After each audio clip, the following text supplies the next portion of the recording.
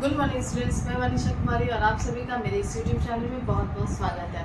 आज के इस वीडियो में मैं आप लोग के लिए एक नया अध्याय और एक नया चैप्टर को लेके आई हूँ, जिसका नाम है सूक्ष्मजीव, मित्र एवं शत्रु।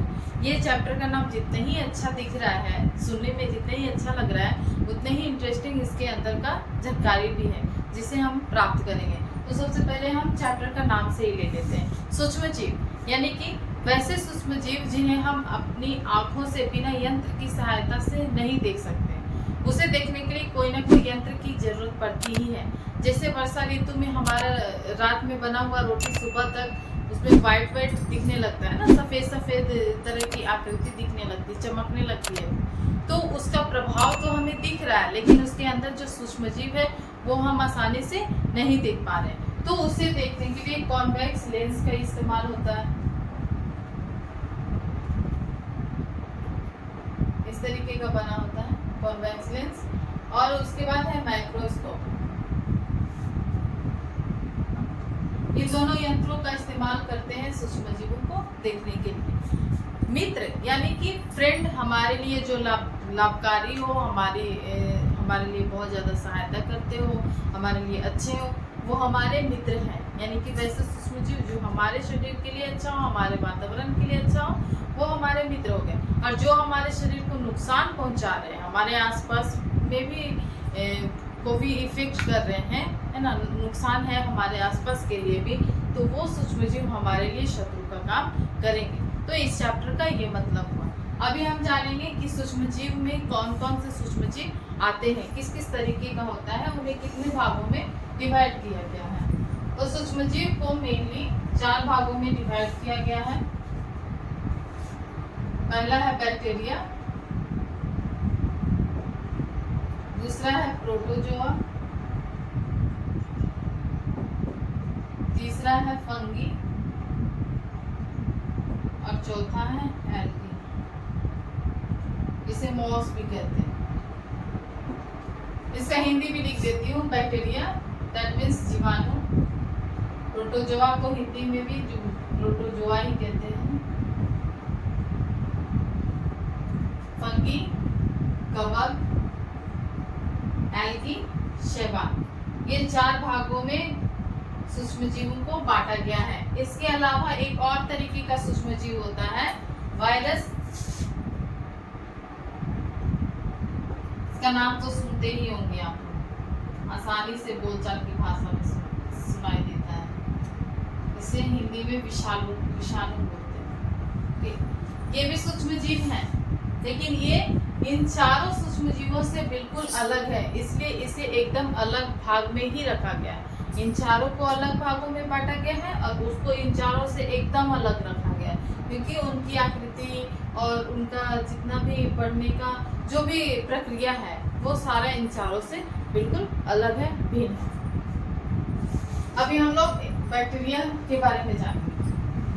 धीरे धीरे इन सब चारों के बारे में भी जानेंगे, विषाणु, शैवाल, ये सब भी जानेंगे।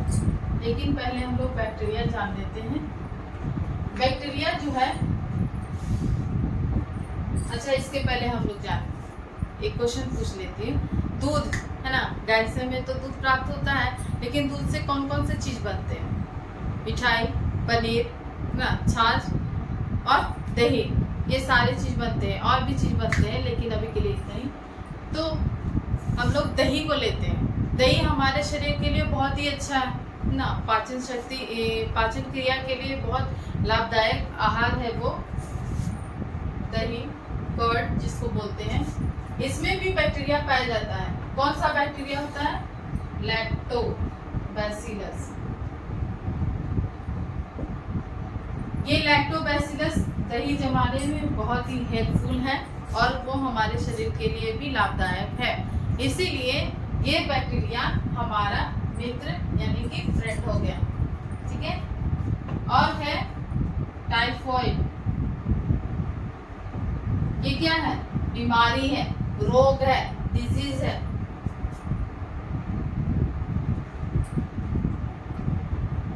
इसका बैक्टीरिया है साल्मोनेला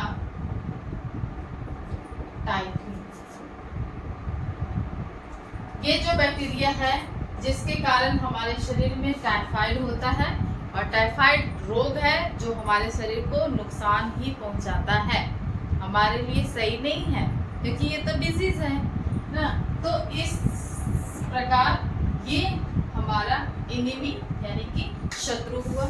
ये सूक्ष्म जीव ठीक है, लेकिन ये शत्रु का काम कर रहा है, लेकिन लैक्टोबैसिलस जो है वो हमारे लिए फ्रेंड का काम कर रहा है, वो हमारे पाचन क्रिया में सहायता कर रहा है, लेकिन ये हमारे शरीर को ही खत्म करने का प्रयास कर रहा है ना। और एक बीमारी है टीबी, इसका बैक्टीरिया है माइकोबैक्टीरियम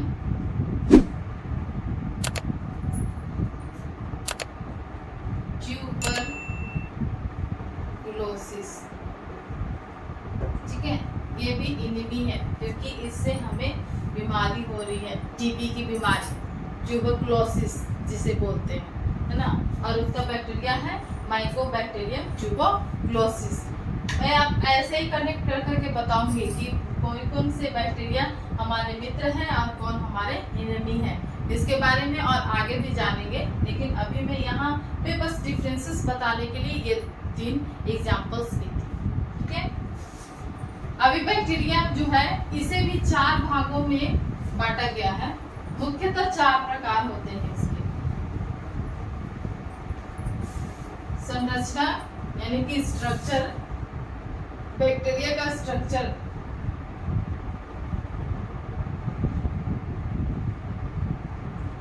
स्ट्रक्चर के आधार पे ये 4 तरीके का होता है।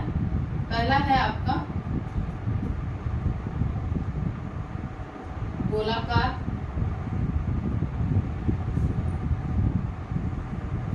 इंग्लिश में कोकस,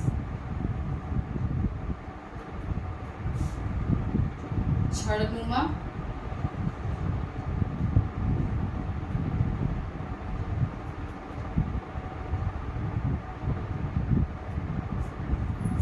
इंग्लिश में बैसिलस,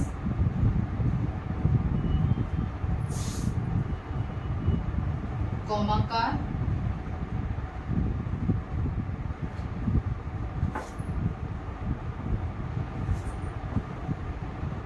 हिंदी में लिखते हैं ना कॉमा, वैसे आकृति को, इसको विब्रियो बोलते हैं।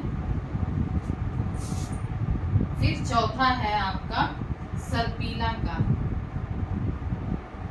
सर्प के जैसे, सांप जैसा, है ना। इंग्लिश में स्पिरिला। अभी इंग्लिश में इसका नाम तो डिफरेंट दिख रहा है ना, लेकिन हिंदी में जैसी आकृति वैसा उसका नाम। ठीक है, ये गोल आकृति का है इसलिए इसका नाम गोलाकार, ये छड़ आकृति का इसीलिए इसको छड़नुमा, रॉड के जैसा, और ये कॉमा के जैसा दिख रहा है बैक्टीरिया तो इसका नाम कॉमाकार, और ये सर्प के जैसा, सांप जैसा दिख रहा है तो इसका नाम सर्पीलाकार है। ठीक है, तो हिंदी में ये पूरी आकृति के अनुसार ही इसका नाम को दिया गया है। ये बैक्टीरिया जो है ये 4 तरीके का दिखाई देते हैं हमारे वातावरण में, लेकिन हमें दिखते तो नहीं है, लेकिन यंत्र की सहायता से इन्हें देख सकते हैं। ठीक है, तो ये रहा बैक्टीरिया की संरचना, स्ट्रक्चर, बैक्टीरिया का स्ट्रक्चर है। आज के इस वीडियो में मैं इतने ही बता रही हूँ। धीरे धीरे इसका और आगे का पार्ट्स, जैसे कि इसके बाद हमारा प्रोटोजोआ था, फिर फंगी था, है ना, फिर लास्ट में एल्गी था, तो वो सारे चीजों को एक एक करके बताएंगे। आप लोगों को मेरा वीडियो पसंद आ रहा है, मैं जो बता रही हूँ वो आपको समझ में आ रहा है, तो प्लीज़ मेरे वीडियो को शुरू से लेकर के लास्ट तक जरूर देखें और मेरे वीडियो को लाइक, सब्सक्राइब और शेयर करें।